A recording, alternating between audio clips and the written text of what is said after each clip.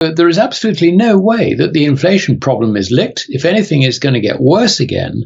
And that is why interest rates are not going to fall. So from the geopolitical point of view, put yourself in the shoes of the Chinese in particular. They can see that the yields on their current portfolio of US treasuries are insufficient to reward them for the risk of holding them. They're not going to buy them at this level. But there is a problem with the debt trap, because if you raise the rate at which you're prepared to pay, then you're digging yourself into an even deeper hole. Silver continues to show signs of strength. We are currently testing the 200-day exponential moving average, which of course will capture a lot of attention.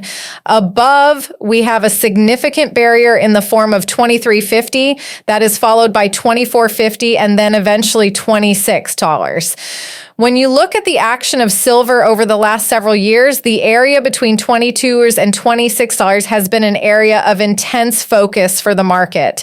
On today's news, spot silver gains with focus set on FOMC minutes.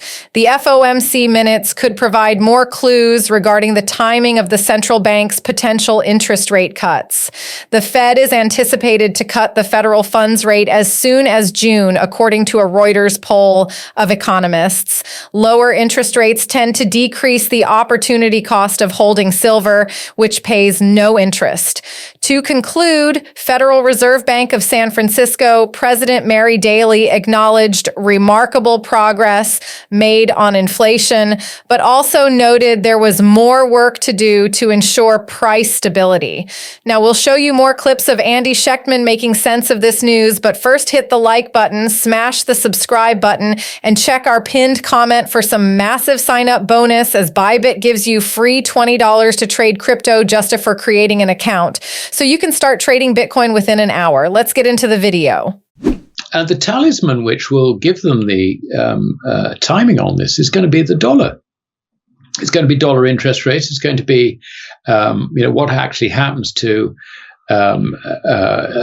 this debt trap which America has got itself trapped in. We're also in it, by the way, but I mean less obviously so, perhaps. From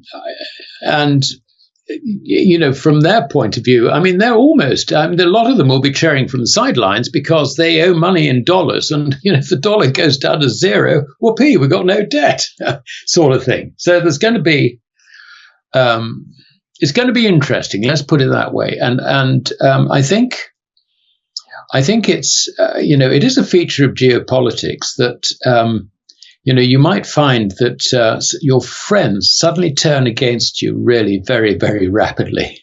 You sort of think, hold on, these guys were our allies, or we didn't expect trouble from that quarter. And then all of a sudden there is trouble from that quarter. So I think we're going to see an enormous amount of change in 2024. And that is even before we consider the likelihood, if he's not sent to jail or assassinated, of Trump becoming the next US president. And that's going to bring a whole new load of trouble, because I think all the neocons know that they're going to have to go into survival mode if Trump gets back into power. They managed to survive his last presidency. They obviously don't like, the way he intends to govern. So there's going to be this internal fight, I think. Trump's policy, which I think is entirely sensible to stop these perpetual wars overseas, stop making enemies for America. It really makes no sense at all. It's the industrial military defense lot, if you like, in the neocons in the Beltway, which are really driving this. And they have got to be curtailed. They have got to be removed from the situation. That influence has got to be dealt with. I think Trump will probably try and deal with it. Now, whether he succeeds or not, I don't know. I mean, the permanent establishment is always very, very difficult to deal with, and particularly when it's an intelligence-led establishment, really beyond the law, which is effectively where the CIA and the FBI are. So it seems to me that there's a lot of danger there for President Trump. I think that in terms of foreign relations, he's likely to go back to his, obviously, make America great again, try to curtail imports of Chinese goods in particular, or goods manufactured in China in particular. So I think somewhere it was mentioned, sort of increases in tariffs of up to 60% sort of thing. Yeah, no, that just reminds me of Smoot-Hawley. I mean, this is not the right thing to do. It really is not. Now, what it will do is it will drive up prices, price inflation, if you like, fed by enormous deficits. I mean, the budget deficit will continue under Trump, particularly since he wants to be a tax cutter. He's not going to cut the spending the way in which, because ministerial departments are very, very good at defending their budgets, I can assure you. So, that's not going to happen. Really what I'm saying is I don't see that President Trump or, Donald Trump becoming the next president is necessarily a solution to this. It's just going to move the pieces around so that the chessboard looks a bit different. But the debt trap is still there. And, the only way to deal with the debt trap is to rapidly cut public spending. Cut public spending so much so that you can also cut taxes and maintain a balanced budget. Is that going to happen? No way. No way at all. Silver continues to show signs of strength. We are currently testing the 200-day exponential moving average, which of course will capture a lot of attention. Above, we have a significant barrier in the form of 2350. That is followed by 2450 and then eventually $26. When you look at the action of silver over the last several years, the area between $22 and $26 has been an area of intense focus for the market. On today's news, spot silver gains with focus set on FOMC minutes. The FOMC minutes could provide more clues regarding the timing of the central bank's potential interest rate cuts. The Fed is anticipated to cut the federal funds rate as soon as June, according to a Reuters poll of economists. Lower interest rates tend to decrease the opportunity cost of holding silver, which pays no interest. To conclude, Federal Reserve Bank of San Francisco President Mary Daly acknowledged remarkable progress made on inflation, but also noted there was more work to do to ensure price stability. Now, we'll show you more clipsmen making sense of this news, but first hit the like button, smash the subscribe button, and check our pinned comment for some massive sign-up bonus, as Bybit gives you free $20 to trade crypto just for creating an account. So you can start trading Bitcoin within an hour. Let's get into the video. Well, the only thing to do, I've said it many times before, is just get the hell out of credit.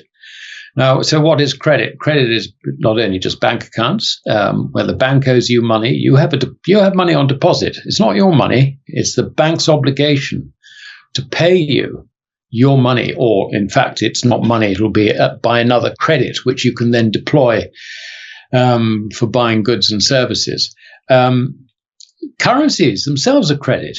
You find that economists think that currency is no longer credit. Currency is money. But they've got it entirely wrong, because there is a counterparty risk. And the whole point about this debt trap is that we'll all be looking at the counterparty risk. The US government and its dollar. What's this dollar backed by? Faith in the US government's finances. What faith do we have? Well, I'm sorry, it's disintegrating. So what does happen to the dollar? Well, just get rid of it. And, the problem, I think, for financial markets is that you get rid of the dollar. What do you get rid of it for? Yen? Pounds? Euros? They're all in the same boat. So the only answer, basically, is true legal money, which has been legal money ever since Rome's 12 tables back in 548 BC, I think it was, or 49 BC. So we're talking about a very long history, incorporated in law, in all our laws, because we are all successors to the Roman Empire, and we have adopted their laws in this respect, certainly, as the backbone for our common law. And this is why, if you look at the Fed's balance sheet, you still see that the gold note, which is an obligation from the U.S. Treasury to the Fed, is valued at $42.22 an ounce. There has to be an official rate. That's the official rate. I know it's complete rubbish, but that's the official rate. In this country, we have coins, sovereign coins, which are still money, and the reason there is no tax on them is because they are money. You don't tax money. You tax, you tax profits, or you tax capital gains, or you confiscate. So if they were going to confiscate gold, let's say, in this country, they would have to exchange it legally, one sovereign for £1. Well, I can tell you at the moment, it's £400 for one sovereign. So that's not a deal anyone's going to go for. I mean, and if they were going to do in America, if they were going to do an FDR swap, where you were forced to cash in. It wasn't confiscated. You were forced to submit your gold and your gold notes for federal notes. In other words, it was a swap. At that time, it was 20.67 to the ounce. If they did it again, they'd have to say, look, Dunnigan, you've got to submit your gold, but it'll be at $22 an ounce. Are you going to be happy about it? There's absolutely. That really does become confiscation by another route, and then we're in a whole new legal ball game. It's not going to be so easy this time as it was when there was an operating gold standard, and you could do it by executive order. So I think the answer, quite simply, is possess gold, physical gold, or store it in vaults outside your country, which is actually what we do at Gold Money for so many of our American customers.